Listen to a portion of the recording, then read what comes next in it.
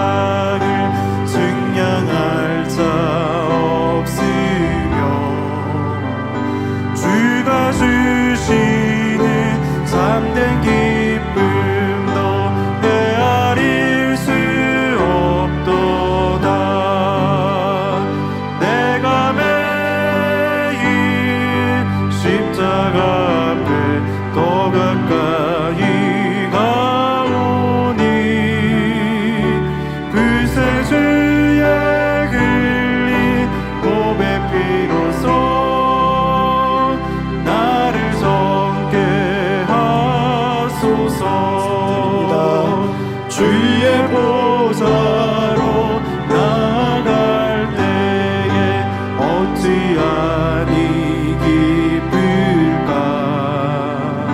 주의 얼굴을 항상 배우니 더욱 친근합니다.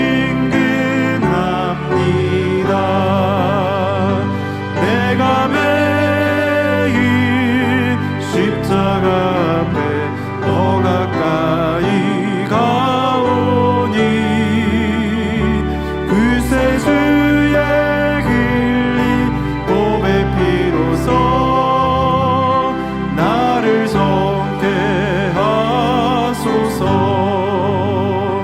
우리 그 주의 넓은 사랑을 증량할 자 없으며 주가 주시는 참된 기쁨도 헤아릴 수 없도다.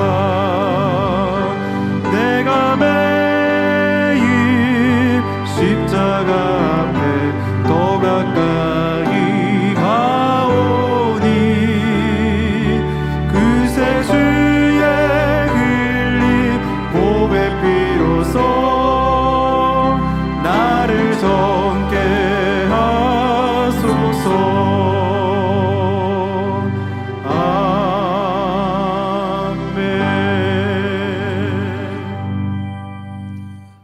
다 함께 묵도하심으로 주일 대배를 아버지 하나님께 드리겠습니다.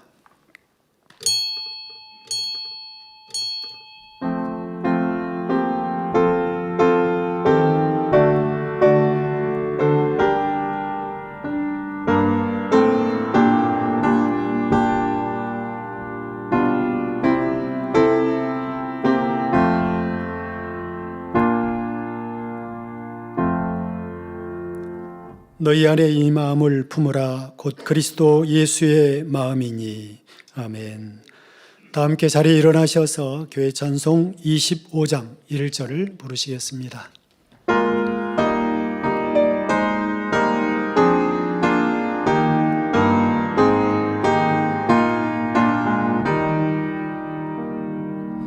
면류관 가지고 주 앞에 드리세. 저 천사 기쁜 노래가 온 땅에 퍼지네. 내 영아 깨어서 주 찬송하여라. 온 백성 죄를 속하신 만왕의 왕일세.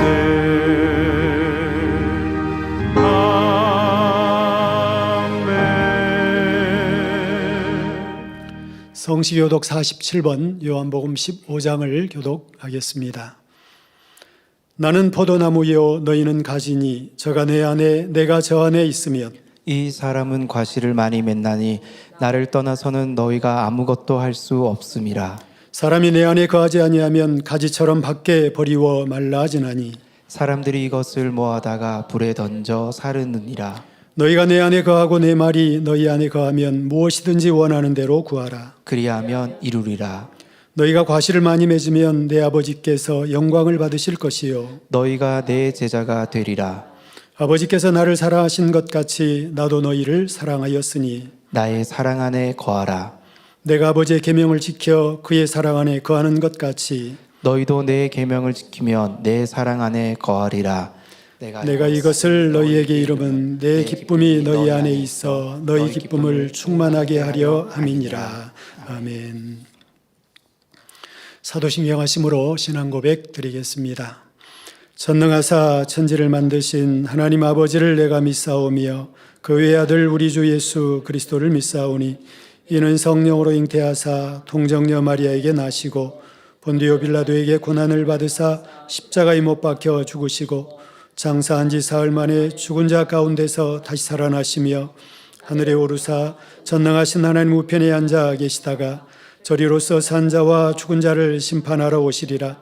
성령을 믿사오며 거룩한 공예와 성도가 서로 교통하는 것과 죄를 사하여 주시는 것과 몸이 다시 사는 것과 영원히 사는 것을 믿사옵나이다. 아멘. 자리에 앉으셔서 한 주간을 돌아보시며 자복하는 기도를 드리겠습니다. 할렐루야. 사랑의 아버지 하나님, 그 크신 은혜와 사랑을 감사합니다. 오늘도 거룩한 주일 주님 앞에 예배할 수 있도록 우리에게 은혜를 허락해 주시니 감사합니다. 아버지 하나님, 예배하는 자는 신령과 진정으로 예배하라 말씀하신 것처럼 오늘도 우리가 아버지 앞에 지난 한 주간을 돌아보며 합당치 못한 것을 자백하며 또 회개하오니 용서해 주시옵소서. 또 진리대로 행치 못한 것, 아버지 우리 마음과 뜻과 생각을 감찰하사 모든 합당치 못한 것들을 용서해 주시고 이 시간도 아버지가 기뻐 받으실 만한 그러한 향기로운 예배가 될 수 있도록 아버지 하나님 은혜 주시옵소서. 감사드립니다. 우리 주 예수 그리스도 이름으로 기도하옵나이다. 아멘. 찬송가 447장을 부르신 후 예배를 위해 구교구장 최영자 목사님께서 기도해 주시겠습니다.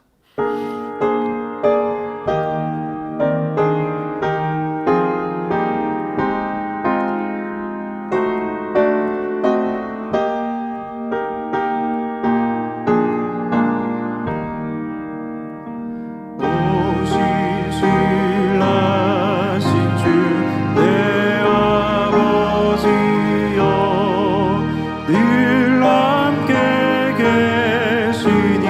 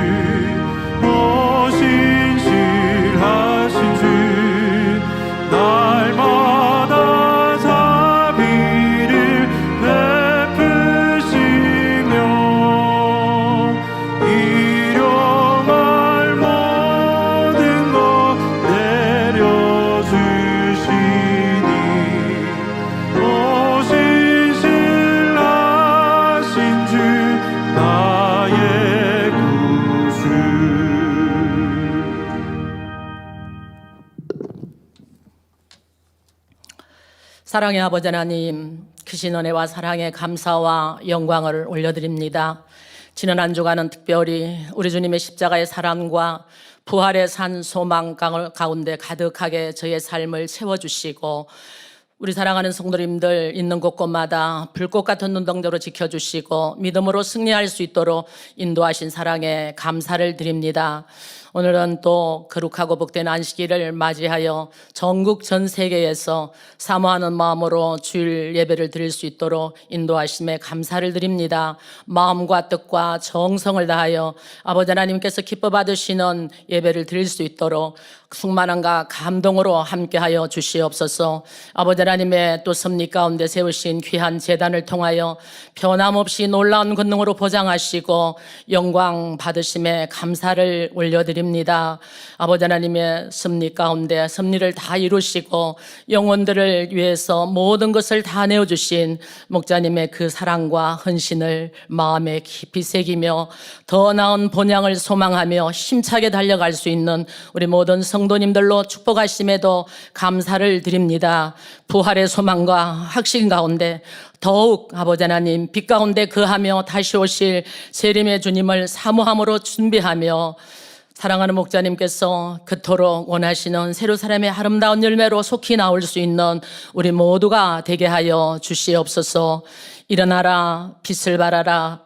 이는 내 빛이 이르렀고 여호와의 영광이 내 위에 임하였습니다. 말씀하신 대로 아버지 하나님 새로운 도약과 함께 세우신 당회자님 크신 권능으로 붙드시며 영혼들을 향한 그 간절한 기도와 간구를 들으시고 마지막 때 이 지단에 향하신 민족복음화와 세계선교의 사명 온전히 이루어 마음껏 영광 돌리게 하여 주시옵소서.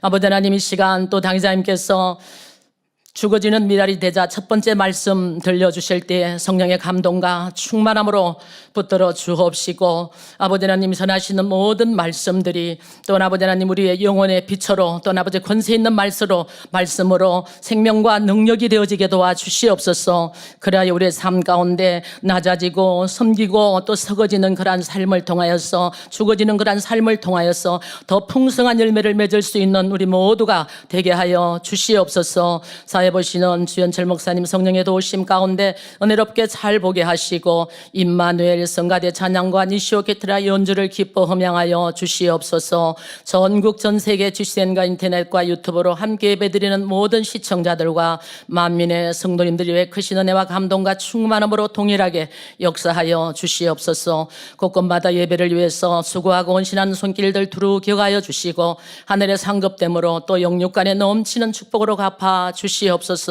모든 예배를 통하여 아버지 하나님 영광 홀로 받으시옵소서. 감사를 드리오며 우리 주 예수 그리스도 이름으로 기도하옵나이다. 아멘.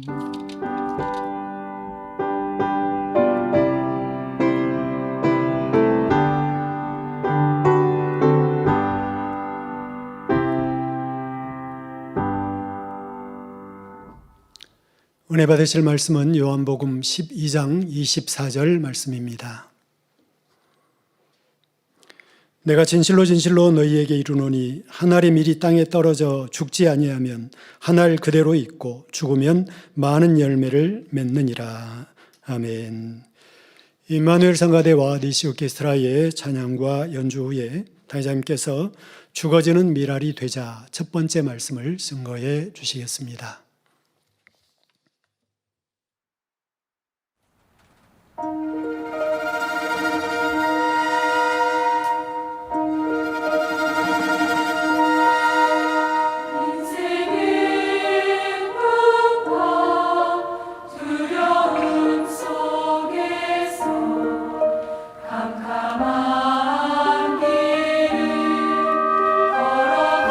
걸어갈지라도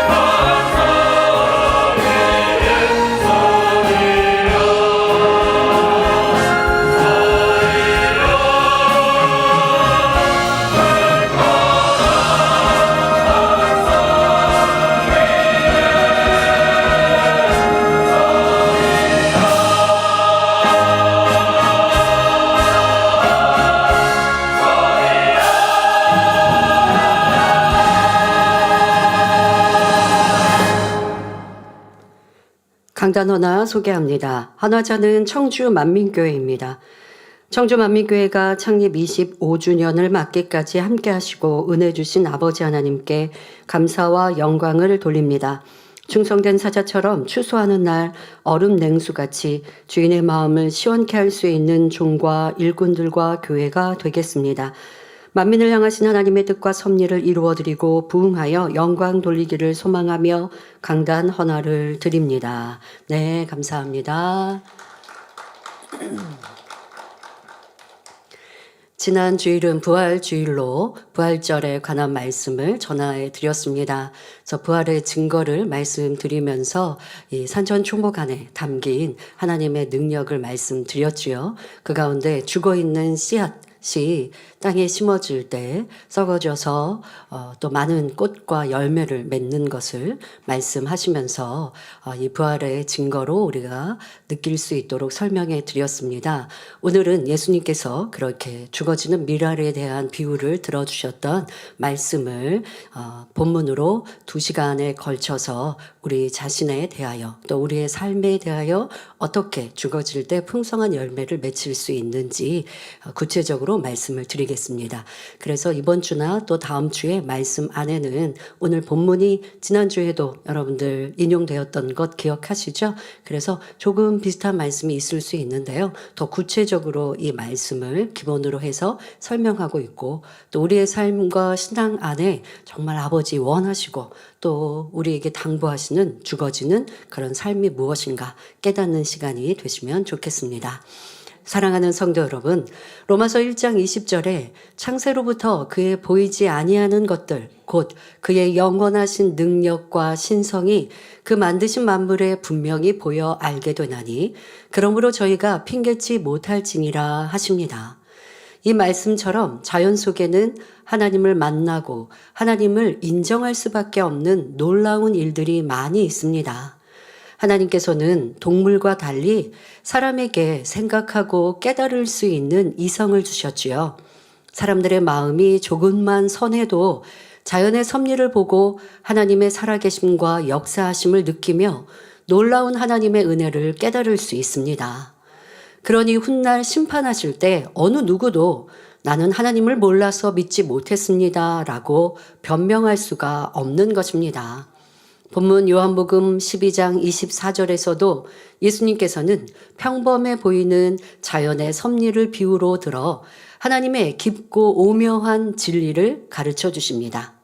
한 알의 밀이 땅에 떨어져서 죽으면 많은 열매를 맺는다는 경작의 법칙은 농사를 지어본 사람은 물론이요, 농사 경험이 없는 사람이라도 잘 알고 인정하는 자연의 법칙입니다. 그런데 이 말씀에는 영적인 중요한 의미가 담겨 있지요. 바로 한 알의 밀은 예수님 자신을 비유하며 예수님께서 이 땅에 오셔서 온전히 죽으심으로 많은 열매를 맺으신다는 의미가 담겨 있습니다. 그리고 우리도 예수님처럼 진리 안에서 하나님의 뜻을 따라 죽어지면 많은 열매를 맺게 된다는 사실도 담고 있지요. 이 말씀이 생명과 능력이 되셔서 여러분을 통해 참으로 많은 열매가 맺힘으로 하나님의 기쁨이 되는 성도님들이 되시길 주님의 이름으로 기원합니다. 성도 여러분, 먼저 한 알의 밀이 죽어져서 열매 맺는 과정을 간단히 살펴보겠습니다. 하나의 씨앗이 싹을 틔우기 위해서는 적당한 수분과 알맞은 온도, 공기가 필요합니다. 이 세 가지 조건이 적절하게 갖춰지면 씨앗 안에서는 변화가 일어나는데 바로 싹이 나고 뿌리가 나는 생명 활동이 시작되는 것이죠.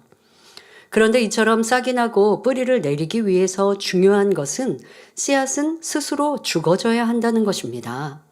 씨앗에는 양분이 들어 있습니다.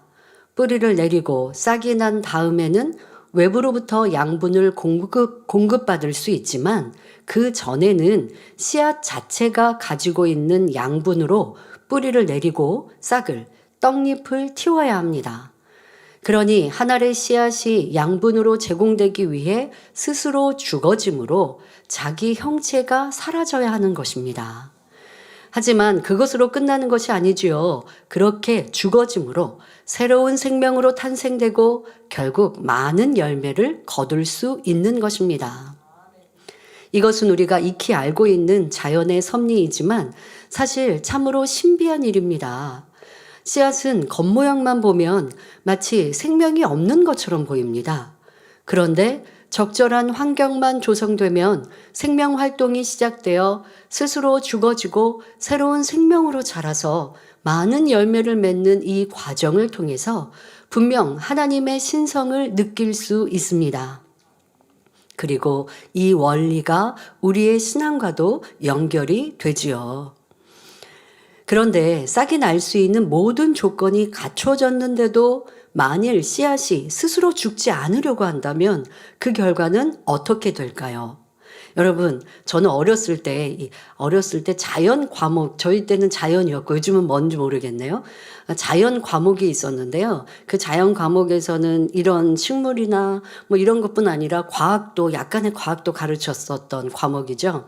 그런데 이 씨앗을 심고 또 자라나는 그 과정을 설명을 해주고 선생님들이 화분에 씨를 심어서 싹을 틔우라는 숙제를 뭐 꼭 숙제보다 집에서 그렇게 하도록 설명해 주셨던 일이 있었는데요. 저도 이런 신비스러운 그 자연의 원리를 듣고 또 그게 이제 삶 속에서는 분명히 보여졌지만 내가 이렇게 할 수 있다라고 하는 소망을 가지고 화분을 사서 씨를 사고 해서 흙에다가 뭐 동네에 있었던 흙을 담았던 것 같아요. 흙을 가지고 씨를 심고 이렇게 두었습니다. 그래서 햇빛이 잘 드는 곳에 두어야 된다라는 얘기를 선생님이 해주셨으니까 창가에다가 두고 물도 주고 했습니다. 몇 날 며칠을 언제 이 화분에 싹이 나나 하고 학교 갔다 오면 화분 보고 뭐 이렇게 하는 거죠. 기대하는 마음으로 화분을 키운다고 키우는데 싹이 나지 않는 거예요. 그러니까 저의 기대감이 있는데 그것보다 제가 마음이 성급했던 거죠. 그래서 이 씨는 죽었나? 그리고 제가 흙을 이렇게 헤쳐보았던 기억이 납니다. 헤쳐보니까 씨가 그대로 있잖아요. 그러면 그걸 다시 흙을 덮으면 잘 살 수 있을까요? 웬만하면 그렇게 해서 흙을 헤쳐버리고 나면요. 그 씨가 그러니까 뭔가 뿌리가 조금 텄거든요. 그런데 제가 흙을 헤쳤기 때문에 다시 심었는데 싹을 틔우지 못하더라고요. 이게 성급하면 그렇습니다. 그런데 이게 뿌리를 내리고 떡잎이 났을 때는 그 씨의 흔적조차도 없어지는 거죠. 그러니까 마음이 급하니까 그런 모습이 되었는데요. 우리의 변화도 마찬가지입니다. 변화가 급한 마음에 내가 왜 변화 안 되지? 열매 못 맺지? 하고 여러분들이 하던 거 하지 않으면 전도를 하다가 저 사람은 왜 구원에 이르지 못하지? 왜 전도의 말을 듣지 않지? 하고 실망해버리고 하던 것을 멈춰버리면 열매를 맺지 못하는데요. 이게 언제 싹이 눈에 띄일지 모르지만 그러나 해야 하는 것들 본분대로 행하면 가장 합당한 때에 열매를 맺히는 걸 볼 수 있습니다. 여러분의 모습 안에도 내가 죽어진다 했지만 아직 살아있는 내 모습을 인정하지 않고 왜 꽃이 안 피우지? 왜 열매가 안 맺히지? 하고 있진 않은지 오늘 말씀에서 정말 내가 죽어졌는지 살피시면 좋겠습니다. 자, 씨앗에 씨가 뿌리를 내리고 잎이 나고 하려면 여러 가지 환경 조건이 필요한데 그 조건이 있어서 흙과 또 이 씨와 햇빛과 뭐 물도 주고 자, 흙에다가 심었습니다. 그런데 지금 현상이 이루어지지 않으면 싹이 나고 뿌리가 열매를 맺힐 수 없습니다. 바로 무슨 말이냐? 죽어져야 된다는 거죠. 씨가 죽어져야 됩니다. 그런데 죽지 않으면 바로 죽지 아니하면 한 알 그대로 있고 하신 대로 이 씨가 죽지 않으면 뿌리도 내릴 수 없고 식물로 자라날 수 없고 당연히 아무런 열매도 맺을 수 없습니다. 씨가 내 모양 그대로 내가 있을 테니까 뿌리도 내리고 열매도 만들어지기를 바랄 수는 없는 거예요. 씨는 완전히 죽어져야 합니다. 자, 설령 싹을 틔웠어도 씨앗이 완전히 죽어지지 않으면 양분이 부족하여 잘 자라지 못하고 죽게 될 것입니다.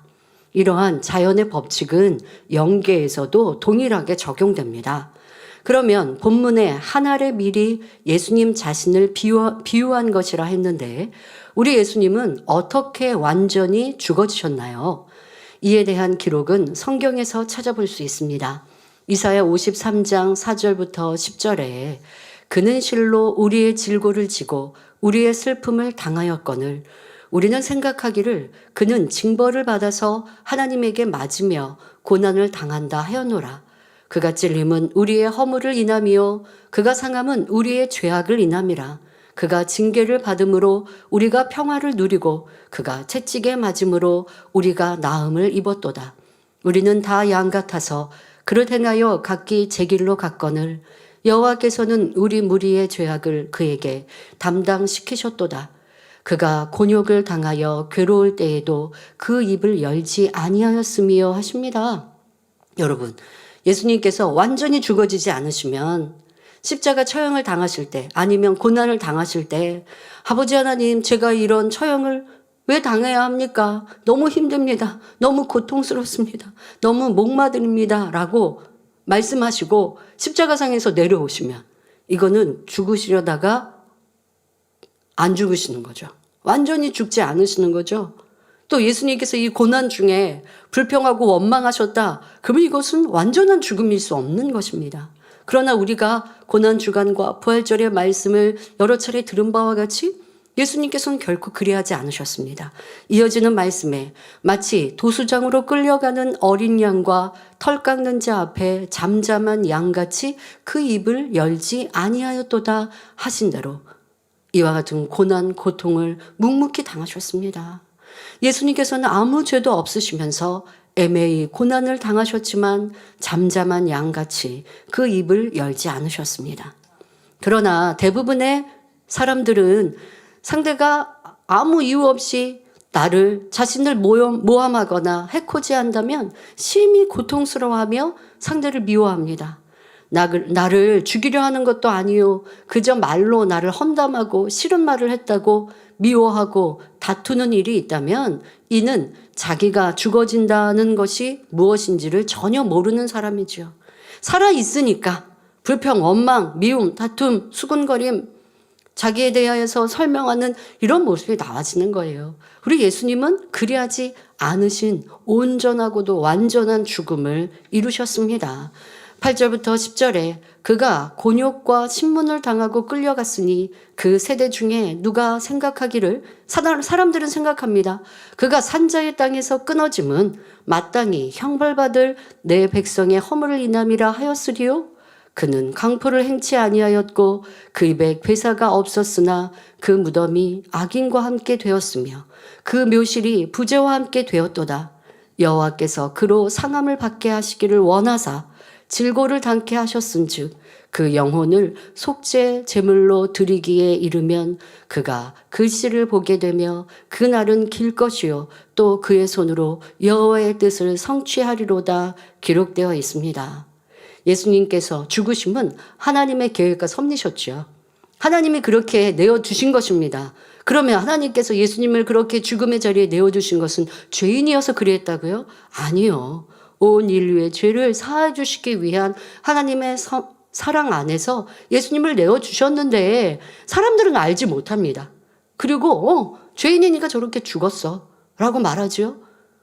예수님의 죽으심이 온 인류를 위함인 걸 알지 못하고 예수님을 판단하고 정죄하였지만 예수님께서는 그것으로도 서운해하지 않으시고 도리어 그 뜻을 묵묵히 이루어 드리시며 완전한 죽음에 이르셨기에 부활하시며 우리의 구세주가 되어주셨습니다.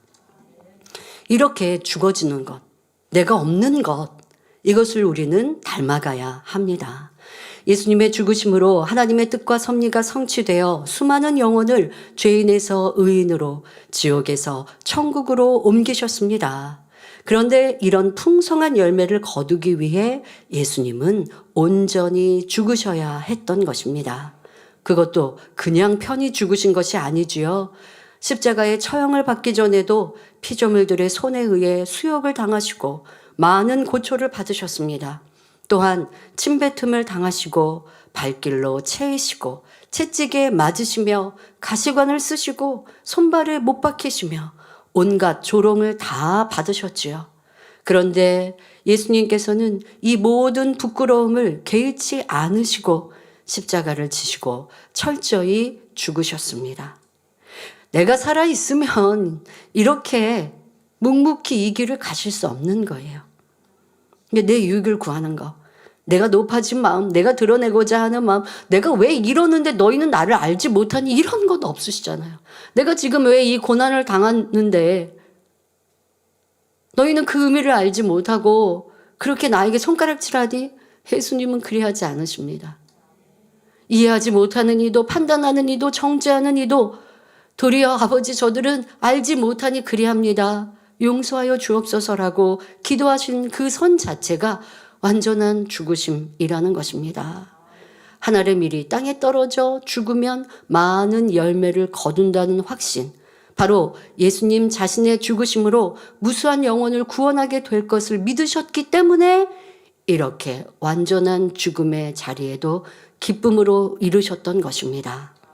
이에 대해 히브리서 12장 2절에 저는 그 앞에 있는 즐거움을 위하여 십자가를 참으사 부끄러움을 개의치 아니하시더니 하나님 보좌 우편에 앉으셨느니라 말씀합니다.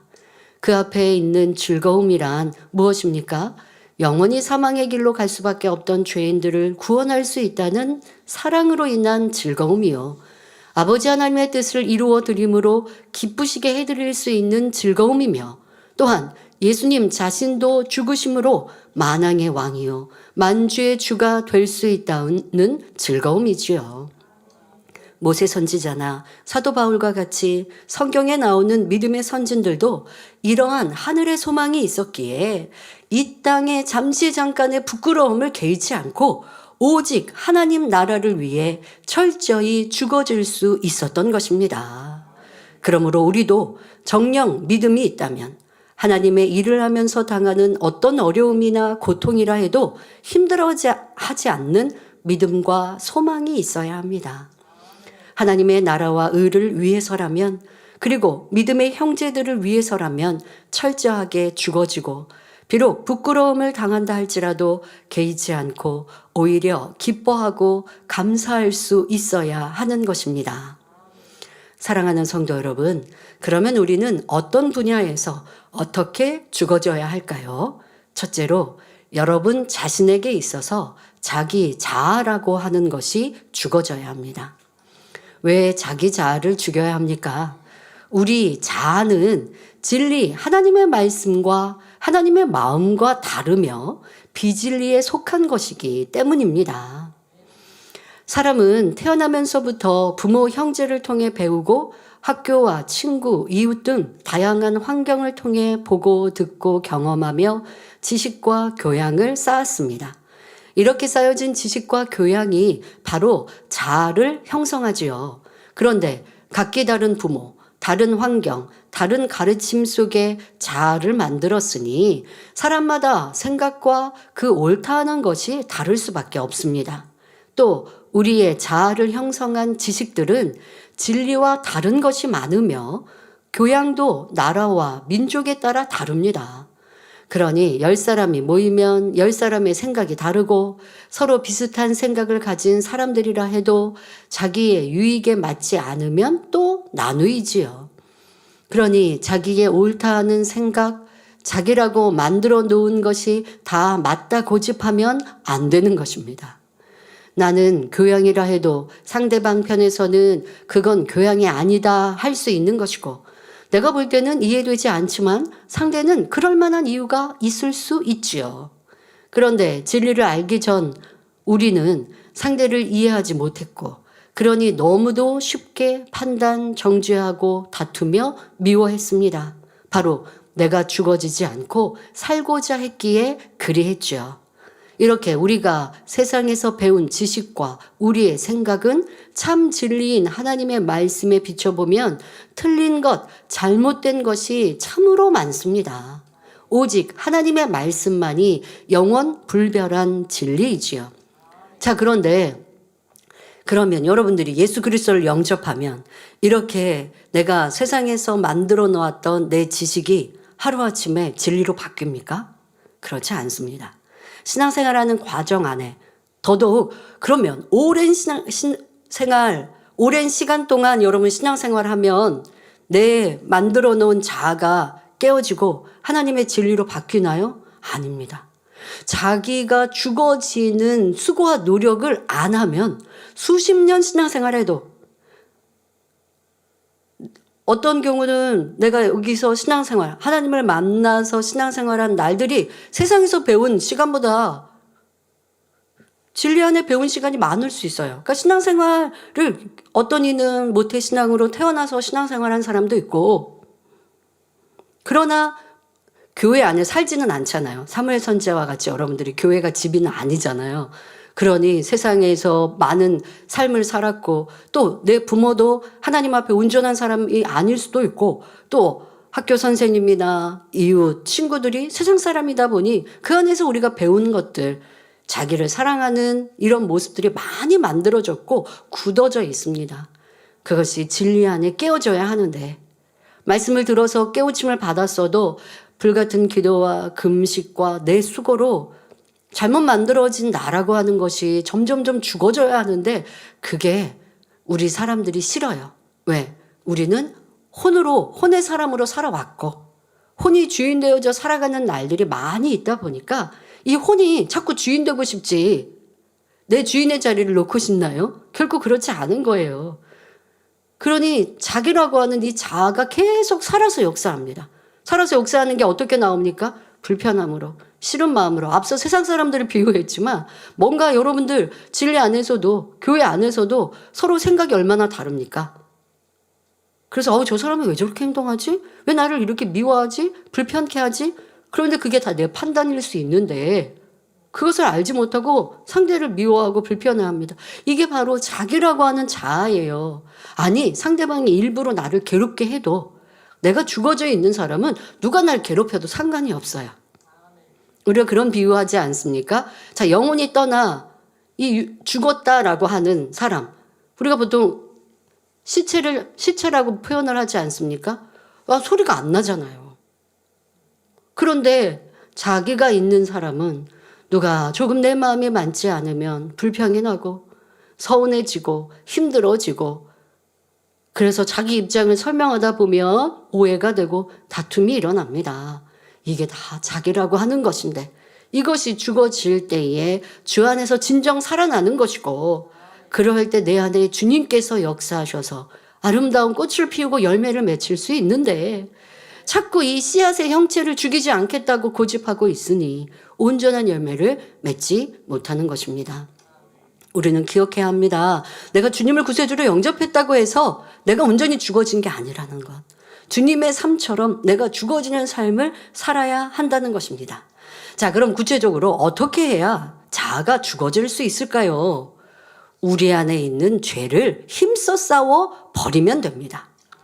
우리가 세상에 살다 하나님을 만나고 예수 그리스도를 영접하면 듣는 진리가 생각과 마음을 두드립니다. 마음 문을 여는 만큼 진리가 자리 잡게 되는데 그때부터 죄와의 싸움이 시작되지요. 그동안 여러분의 자아를 형성했던 것들과 진리인 하나님 말씀이 부딪히기 때문입니다. 그런데 믿음이 있으면 내 생각과 이론보다 하나님의 말씀이 옳다 믿기 때문에 자기를 부인할 수 있습니다. 내 감정과 생각이 아니라 진리대로 순종하여 행하는 것입니다. 자, 예를 들어보죠. 여러분들 누가 나를 미워하고 힘들게 하면 같이 미워하는 것 세상에서는 잘못이라고 말하지 않습니다. 내가 어려움을 당하는데 상대방이 나를 도와주는 게 아니라 너는 왜 그렇게 어렵게 사니 하면서 조금 무시하는 말을 해서 자존심이 상해요. 자, 세상에서 누가 이것을 잘못이라고 말합니까? 악이라고 말합니까? 그런데 진리는 이게 자존심이라고 하는 악이래요.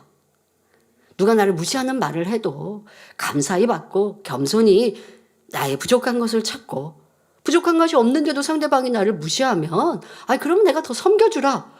진리와 세상에서 배운 것은 너무나 큰 차이가 있습니다. 자, 그런데 여러분들이 진리 안에 들어왔으면 하나님 말씀이 옳다 해서 그 말씀대로 살아야 하는데 우리가 그렇든가요? 자꾸 앞서 말씀드린 대로 내 혼이 살아서 자기를 주장하니까 난 잘못한 거 없는데 왜 나를 이렇게 무시하지? 하는 이 자존심이 올라오면서 기분이 상하고 상대방이 싫어집니다. 이게 바로 내가 살아있다는 모습이죠. 그런데 이것을 죽이는 것이 지금 우리가 말한 대로 자기 자아를 깨트리는 건데, 자, 우리 목자님은 어떠하셨습니까? 하나님을 만나시고 성경을 읽다 보니 원수도 사랑하라 하나님께서 말씀하십니다. 이게 진리입니다. 그런데 이 성경 말씀을 읽다 보니까 내 자아, 이게 딱 부딪히는 거예요. 내 자아는 뭐냐? 목자님께서는 7년 동안 병상에 계시면서 가족, 일가, 친척을 통해서 받았던 상처가 미움으로 자리 잡고 있었고, 그래서 내가 이 병이 낫기만 해봐라. 나을 가능성은 없는데 사람의 생각이 이 원망이라는 게 그렇게도 이제 생각해 보는 거죠. 지금은 내가 이렇게 약하니까 뭐라고 말도 못하지만 내가 몸이 낫기만 해봐라. 그런데 그래도 목자님은요, 세상 사람보다는 착한 마음이 많으셨어요. 그래서 복수하리라는 마음의 복수의 형태가 뭐였냐? 돈 많이 벌어서. 그래서 떵떵거리면서 살고, 그 사람들 약간 돈 많고 돈이 없고 하면 조금 이런 빈부의 격차가 있으면 내가 어깨에 힘 주면 이것 또한도 없는 사람에게는 조금 눈치 보게 되는 일이잖아요. 그러니까 목자님은 그렇게 생각하신 겁니다. 그래서 내가 지금의 이 원한을 갚으리라 라고 하는 그러니까 그런 생각이라도 해야 병상에 누워 계시면서 그래도 오늘 하루도 이어가고 살아가실 수 있는 거죠. 그러니까 그렇게 미움을 마음 안에, 원한을 마음 안에 굳혀 놓으셨다는 거예요. 그런데 하나님을 만나 성경을 읽다 보니 내 자아와 진리인 하나님 말씀과 부딪힙니다. 그리고 보통 이때는 뭐라 그래요? 하나님 말씀이 맞으신데요, 저는요 너무 괴롭게 살아서 그 말씀대로 사는 것이 좀 힘듭니다 라고 포기하는 경우가 많아요. 그런데 목자님은 그래하지 않으신 거예요. 나의 죽음 앞에 나를 만나주시고 치료해 주신 하나님, 그 하나님의 뜻이 원수도 사랑하라 하셨으니 그것이 옳은 것이니 그리하겠습니다라는 마음으로 그걸 붙들고 기도를 하신 거죠. 저는 이렇게 원수와 같은 마음이 있습니다. 미움이 있습니다. 원한을 갚고자 하는 마음이 있습니다. 이런 마음 없기를 원합니다. 기도하셔요. 근데 기도한다고 이게 금방 없어지나요? 그렇지 않죠. 오랜 시간 쌓아놓은 내 마음이니. 그리고 또 목자님께서도 이 소설책 같은 거 읽거나 하면 내 부모의 원수를 갚고 하는 이러한 것들이 의로움이라고 생각을 하셨거든요. 또 이런 것들이 다 만들어진 나라고 하는 것, 이것이 깨트리는 거 쉽지 않은데 포기한 것이 아니었죠. 눈물로 기도하시고 하나님의 말씀으로 내 마음을 비추어 기도하고 그러니 간절히 기도하기 위해 산을 찾아 부르짖어 기도하시고, 그런 기도가 쌓이고 간절함이 쌓이니 아버지 하나님께서 그 마음 안에 미움과 원한이 녹아지도록 역사하셨죠. 근데 그것도 그냥 녹아진 게 아니라고, 어떻게 구체적으로 녹아나셨는지 설명까지 해주셨어요.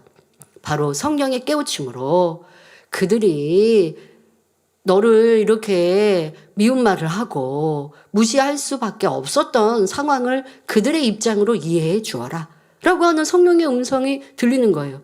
그러니까 내 입장으로만 생각하는 게 아니고 일가 친척의 입장으로 생각해 보니, 처가에서 그럴 수 있겠구나. 이제 막 결혼을 한 여동생이, 남편이 이렇게 병들어 아프니 그 여동생이 가서 일을 해야 되고 가장과 같이 일을 해야 되고, 이때 처가에서는 참 내가 미웠고 좀 불편했겠구나. 그런 마음으로 와서 한두 마디 하시는 말들이 내게 상처가 되었구나 하고 상대의 입장이 되어서 이해해 보니 쌓인 기도와 함께 그 능력이 되어서 상대의 입장이 이해가 되더라는 거죠. 그러니 내 마음에 가지고 있었던 원한이 사라지고 씻겨지고 이제는 미안한 마음으로 바뀌셨다 하는 간증 우리는 들었습니다. 여러분, 이것이 바로 자기가 죽어지는 것입니다. 이런 방법으로 여러분 안에 있는 악, 감정 이런 것들을 비우시고 진리로 채우셔야 되는 거예요. 진리인 하나님의 말씀에 위배되는 내 생각과 이론, 행함이 발견될 때 즉시 자기가 틀렸음을 인정하고 옳지 않은 그것을 벗어내고 진리로 변화시키기 위한 싸움을 해야 합니다. 히브리서 12장 4절에 너희가 죄와 싸우되 아직 피 흘리기까지는 대항치 아니하고 라고 말씀합니다. 여러분, 우리의 생각과 하나님의 진리가 다를 때 싸우지 말고 그냥 쉽게 내 생각이 틀렸다고 버리면 좋은데, 지금 싸움이라고 표현한 건 뭐냐? 보통 사람들이 쉽게 버려지지 않기 때문에 지금같이 싸움이라고 표현한 것입니다. 자, 왜 그러냐? 죄와 싸울 때는요, 힘써 싸워야 한다는 것이죠. 힘써 싸워야 되는 거지 대충 그냥 버려야지 한다고 생각한다고 버려지지 않습니다. 마음의 비질리를 벗어버리는 죄와의 싸움이 얼마나 치열한 싸움인지를 알려주는 것입니다. 마음의 비질리는 여러분 그냥 한 번, 두 번 회개한다고, 한 번, 두 번 눈물, 콧물 흘렸다고 벗어지는 것이 아니라 열심히 땀 흘리며 부르짖어 기도할 때 벗을 수 있습니다. 그래서 혹한 성도들 중에 이런 착각을 할 때가 있습니다. 내가 어떤 큰 죄를 지어서 사고를 당했든 아니면 어떠한 질병과 어려움을 만났습니다. 그럼 죄를 지어서 그것으로 회개하고 돌이킨 목적은 아니었고, 원래는 내 지금 문제가 있고 질병이 있기 때문에 이것을 해결받기 위해서 기도하다 보니 근본적으로 죄의 담을 헐어야 된다 하니까 이제 이거 치료해 주세요, 응답해 주세요 라는 것보다 이런 죄를 지었어요 라고 회개하는 게 치료받고 응답받는 길이구나 라는 마음으로 이제 죄에 대해서도 회개한다고, 잘못을 찾아서 회개합니다. 자, 그리고 아버지의 은혜가 임해서 치료도 받고 응답도 받았습니다. 자, 그러면 죄 사함도 받은 것이죠. 하지만 죄 사함을 받았다고 해서 죄성이 다 없어진 게 아니라고요. 죄성이란 뭐예요? 이 죄를 짓고자 하는, 또 죄의 근본의 속성, 또 그 죄를 짓고자 하는 것들이 내 안에 사라진 게 아니에요. 지난날에 지었던 죄에 대하여서 용서를 받은 것이지 내 안에 죄성은 남아있다고요. 그러니까 누군가를 미워한 것을 내가 회개해서 그 미워했던 것을 용서받은 거예요. 하지만 누가 나를 귀찮게 하고 힘들게 하고 괴롭게 하면 자꾸 미움이 올라오는 이 미움이라는 죄성이 버려진 것은 아니에요. 그러니까 이것을 버리기 위해서는 문제 해결받은 다음에도 계속하여 내 죄악을 회개하는, 죄성을 버리고자 노력하는 노력이 있어야 하는 거죠. 이러한 수고를 여러분들이 하는 것이 온전히 죄를 버리는 것이요, 죄와 싸운다라고 표현을 하는 것입니다. 그런데 지금 단번에 어떤 문제를 해결받기 위해 죄를 회개합니다. 아니면 문제가 없어도 오늘 내가 기도하면서 먼저 죄를 회개하기 위해서 했습니다. 예, 당연히 오늘 응답받을 기도 제목을 위해서 죄사함의 기도를 했습니다마는 그 죄사함의 기도와 함께 온전히 죄성을 버리기 위해서는 더 간절하고 더 매어 달리고 지속적인 기도의 힘이 필요하다는 것입니다. 자, 이런 것의 차이도 여러분들 아시면 좋겠습니다. 자, 이렇게 열심히 죄와 싸워 나갈 때 하나님께서 그 노력을 보시고 은혜를 주실 뿐 아니라 불세례를 내려주셔서 죄성을 태워주시는 등 죄를 버릴 수 있는 능력을 주십니다.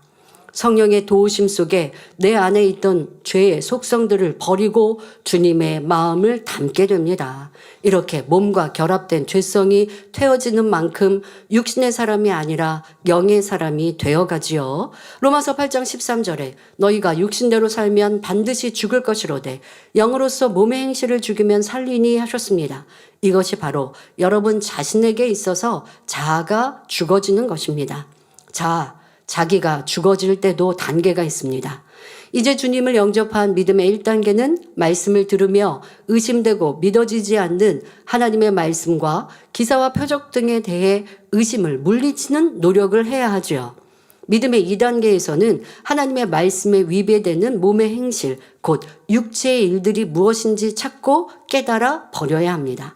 또한 믿음의 3단계에서는 자신에게 있는 육신의 일이 무엇인지 찾고 힘써 버려나가는 만큼 자아가 죽어지고 하나님의 형상을 닮아갑니다. 그런데 믿음의 반석 이상 서게 되면 대부분 하나님의 말씀대로 살기 때문에, 그러니까 육체의 일도 육신의 일을 많이 버린 단계가 믿음의 반석이란 말이에요. 그러니 자기 안에 아직 살아있는 자아를 깨닫지 못하고 발견하지 못하는 것을 봅니다. 바로 욥이 그리했지요. 행위적으로는 죄를 짓지 않고 악을 행하지 않았거든요. 이런 모습에 자기는 또 하나님을 경외하는 삶을 살아갔어요. 그러다 보니 내 의라는 것, 또 남아있는 자기 자아라는 걸 지금 주장하고 내보이고 있는데도 깨달지 못하더라는 것이죠. 어떤 때 그렇다고요? 믿음의 반석, 이 3단계 반석 이상에 들어갔을 때 이러한 모습들을 흔히 볼 수 있다는 것입니다. 비진리가 아닌 진리로 새롭게 만들어 놓은 자기 의와 틀이 바로 그것이죠.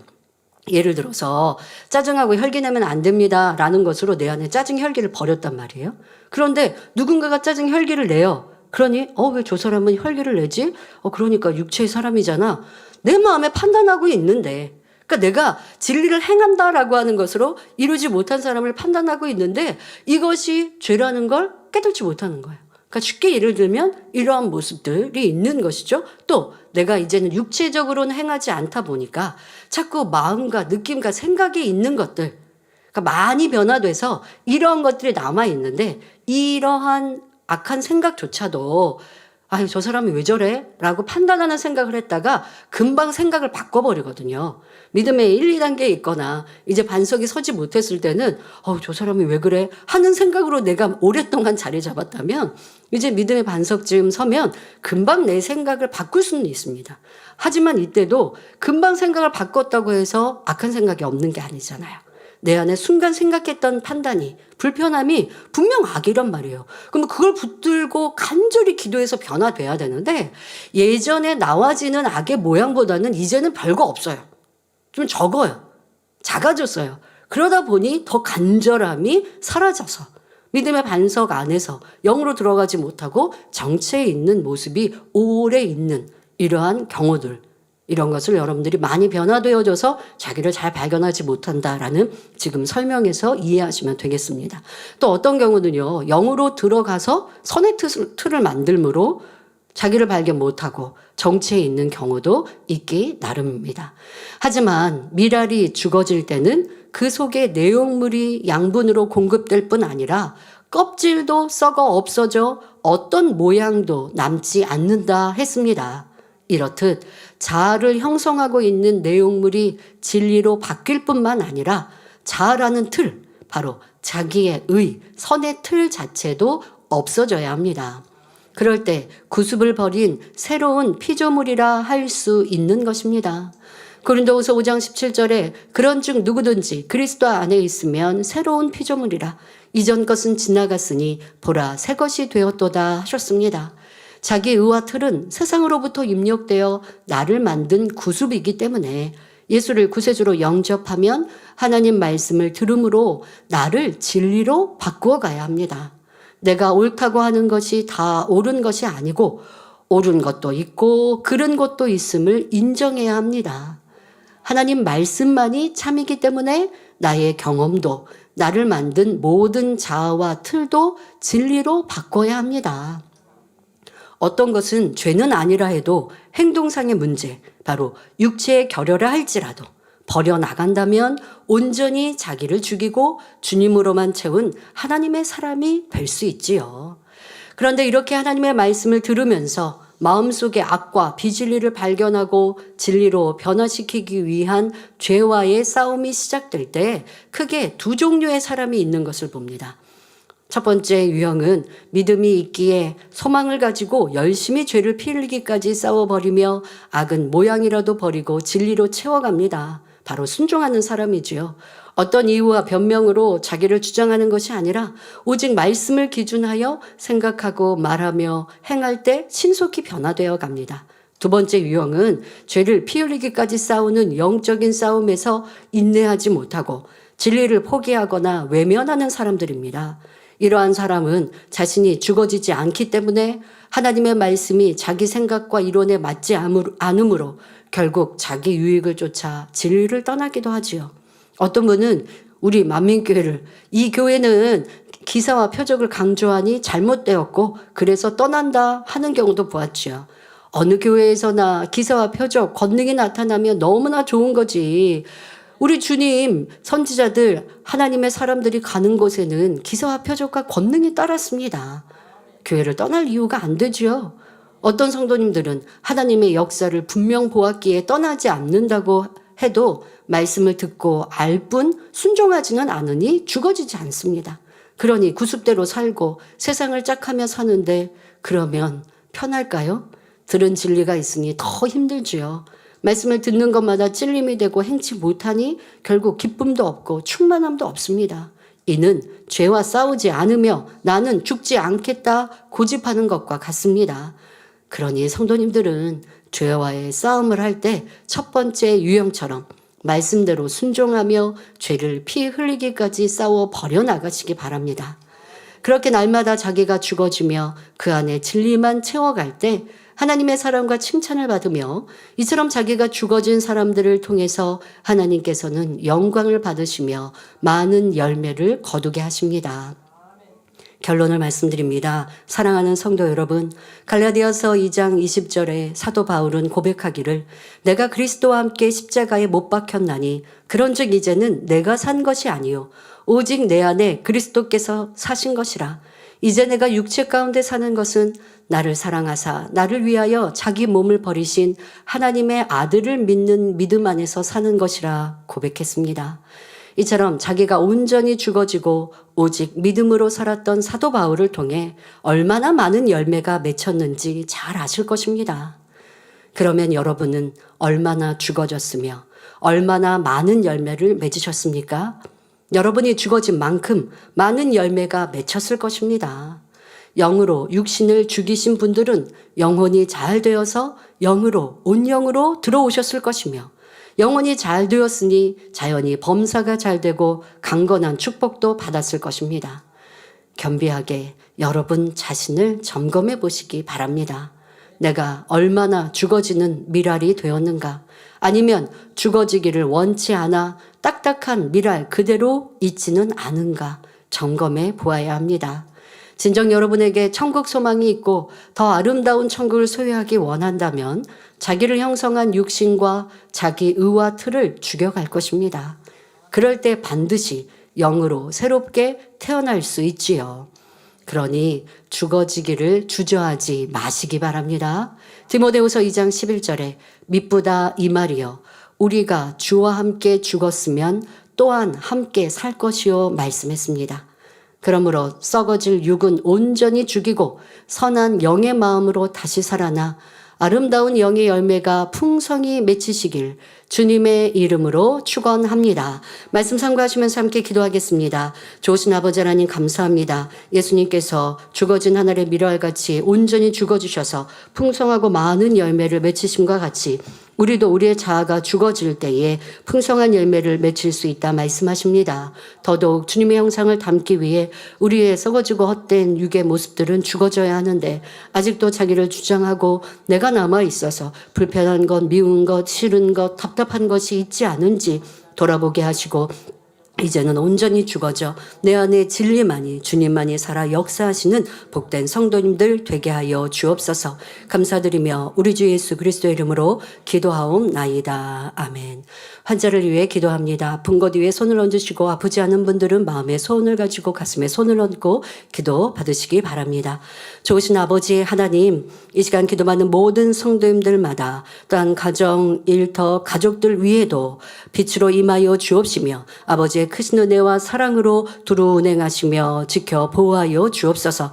특별히 이 시간 연약한 것들마다 친히 안수하여 주옵소서. 예수 그리스도 이름으로 명언이 머리부터 발끝까지 뼈마디 오장육부 신경조지 세포에 이르기까지 모든 질병 균들아 성령의 불로 태움받고 깨끗하고 온전함을 받을지어다. 불치 난치 희귀병 성령의 불로 태우시고 깨끗게 온전케 하시고 강건케 하여 주옵시며 연약함도 강건케 하여 주옵소서. 양눈과 귀와 팔다리 모든 뼈마디 신경조지 세포 위에 친히 안수하셔서 강건함 더하시고 세임 주시며 생기로 충만케 하여 주옵소서. 강건한 삶을 살아 오직 아버지 하나님의 아들 딸들로 마음껏 영광 돌려가는 복된 성도님들 되게 하여 주옵소서. 마음의 소원 기도와 간구에도 응답하여 주옵시며 가정 일터도 평안케 하시고 한 주간도 주의 은혜와 사랑으로 지키시고 보호하여 주옵소서. 주님의 불꽃 같은 눈동자로 천군 천사로 빛으로 두르시며 보호하여 주셔서 평안하게 하시고 사고, 위험, 어려움, 문제, 시험, 환난 다 떠나가며 항상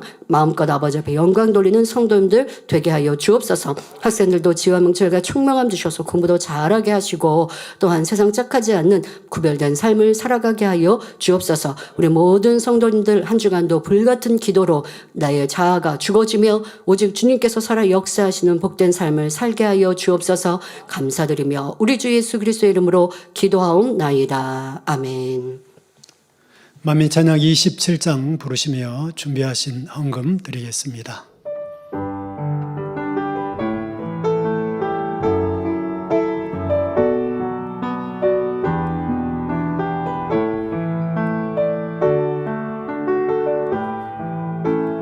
문이 열리네 주가 오신 보네 그 아름다운 빛 말할 수 없네 주님의 부드러운 사랑의 빛 기다리고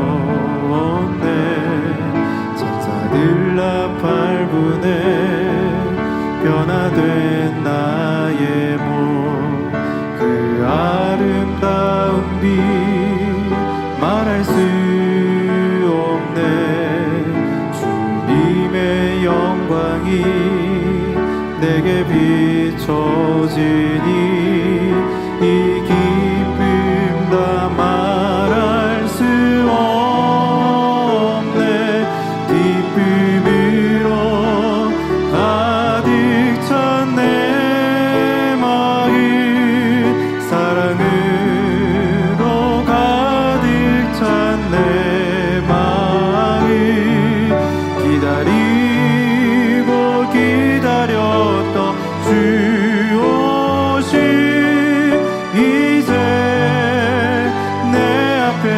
영광으로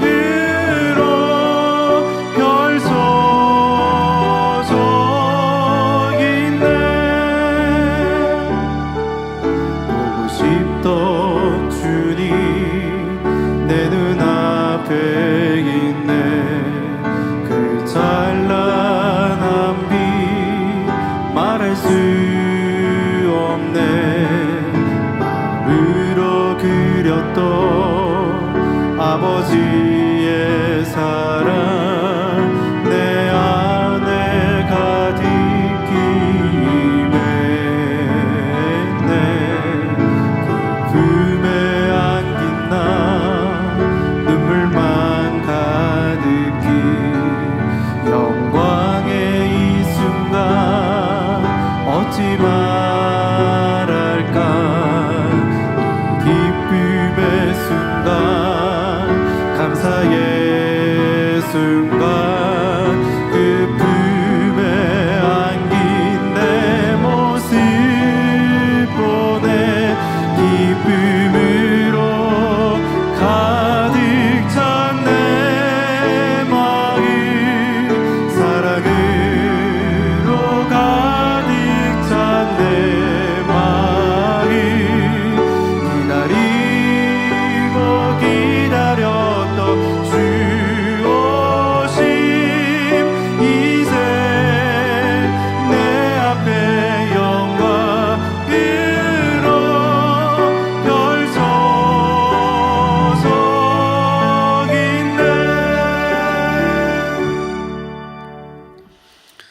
광고 드립니다. 본교에 새로 나오셔서 등록해 주신 분들과 인터넷으로 등록하신 분들을 진심으로 환영합니다.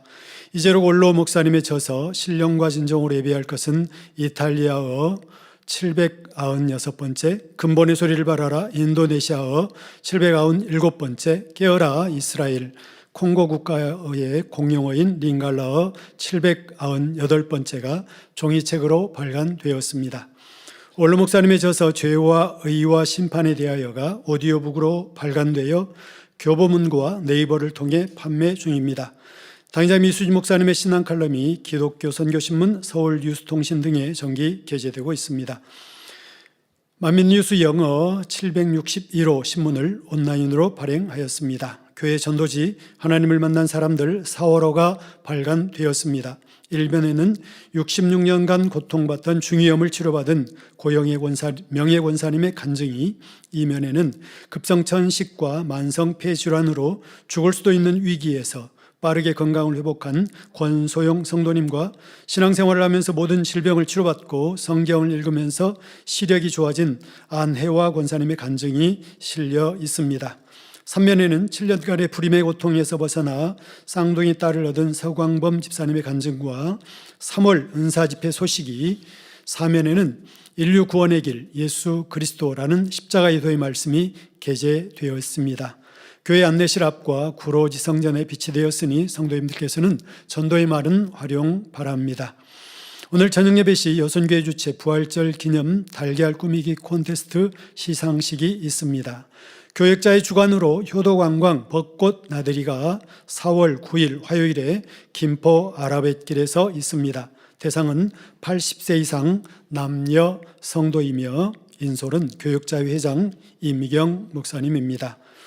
전성도의 영적 성장 프로젝트 2024 전성도 성경 읽기가 진행 중입니다. 기간은 4월 30일까지입니다. 사랑하는 성도님들의 행복한 신앙생활을 위해 만민라디오 좋으신 하나님 3회가 만민중앙교 유튜브 채널을 통해 오늘 저녁 예배 후 업로드됩니다. 성도님들의 많은 관심과 청취 바랍니다. 3회 라디오 진행자는 이미경 목사님입니다. 이하 소식은 주보를 참고해 주시기 바랍니다. 예전에는 이제 봄쯤 해서 우리 연로하신 성도님들 여행도 이렇게 가시고 하셨는데요. 효도관광 하셨었죠. 한참 하지 않았습니다만은 교육자에서 주관해 주셔서 이렇게 벚꽃 나들이 하시는데 유람선도 타시고 유람선 안에서 식사도 하신다고 들었던 것 같아요. 행복하고 즐거운 시간 또 되실 줄 믿습니다. 주관해 주신 교육자에도 감사드리고요. 또 함께 수고하시는 여선교 또 권사에도 감사를 드립니다. 드린 예물 위해 기도하겠습니다. 아버지 하나님 11조 드립니다.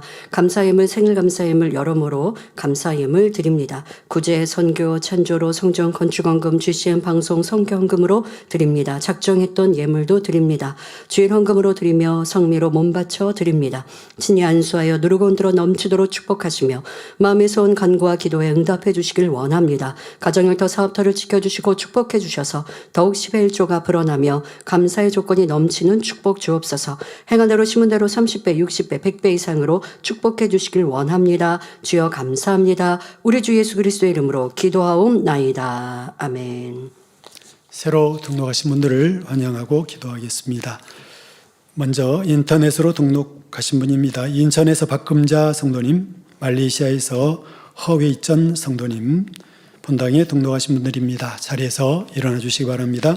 박영자 권사님이 인도하신 김봉호 성도님, 박봉여 집사님 인도하신 김병소 성도님, 박봉여 집사님 인도하신 김시옥 성도님, 정명숙 권사님 인도하신 조선자 성도님, 임수진 조장님 인도하신 이한풍 성도님, 주순희 권사님 인도하신 박효순 성도님.